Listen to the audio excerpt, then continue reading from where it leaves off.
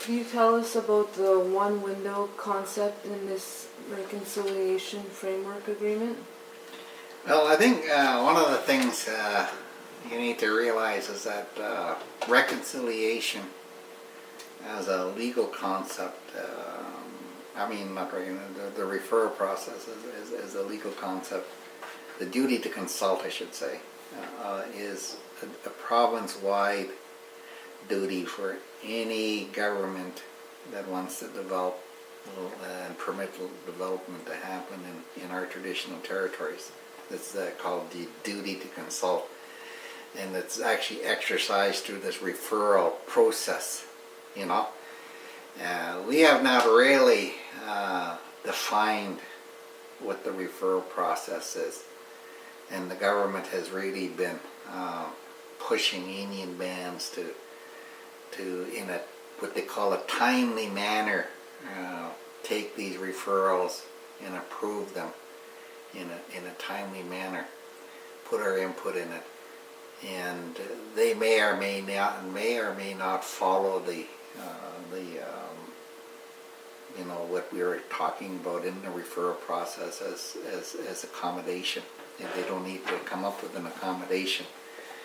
But one of the things about the referral process is that they just basically subdivided, the province basically subdivided all of these referrals just to go to the nearest band council, or what they call the band that has what they call this highest strength of claim. Okay? But the strength of claim means who can take us to court if we ignore their right in an area, like can the Sconlith take them to court, or Kamloops take them to court, or Skeechichin, or Spilchin, or Little Shuswap, you know, like what band can take them to court. And so they're usually just looking at the nearest Indian band. They don't look at the Secwepemc Nation. They don't say, okay, this is going to impact, all of these things are going to impact the nation, therefore there should be, we should consult with the nation. They never do that. They just pick whoever they want to choose, and sometimes they ignore people in terms of them not being considered a serious user of traditional land resources or in a territory. They'll refuse them. So the thing is that it's really arbitrary how this is being done.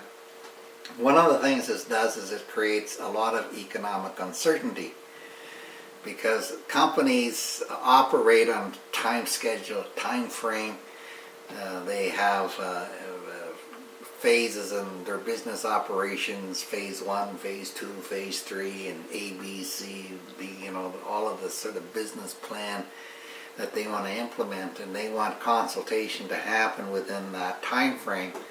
And right now that doesn't happen. So the more it doesn't happen, the more uncertainties caused, investment takes off because it can't tolerate that kind of economic uncertainty. So so what the government wanted was to create a one window process, and that's what they did through this reconciliation framework agreement. I think the Kamloops Indian Band is the one that's going to be the process through all the applications regarding all of the referrals that are talked about here in the back of this matrix are going to go through there. It doesn't matter if it's up in Adams Lake, it's still going to go through the one window down here, you know, or it's down in Skeech, it's going to go through the one window over here, and that's all. It's all going to be done, and that's how the agreement is set up that way.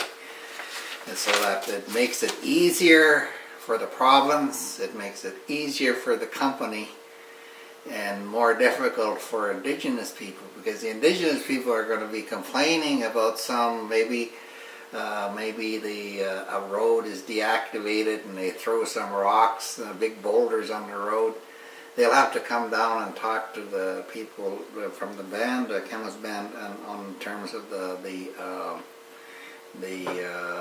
consultation. There was no consultation with the people about deactivating this berry picking road that people were using for berry picking. Now they have to sort of walk maybe 2-3 miles to get into this place, whereas before they were able to drive or something like that. That's the kind of stuff that I could see causing problems. But no, one window is it suits big government and it suits big industry, but it's going to really be difficult for Indigenous people to be able to participate in from our side of it when we're talking about you know, things that are going to impact us in our different regions, you know, that where we actually exercise our traditional land use activities, you know. So no, that's what one window means. It's called swap in here. It's let me see where it says here, swap, and it's strategic, sensitive sites, single window. But anyways, it's called the single window access, yeah, swap. Yeah, the single window administrative portal is a swap. It means the engagement entity established under Section 5.4 of the government engagement. So that's what they're talking about. That's what the government really wants, is a swap window. So that's what that's about.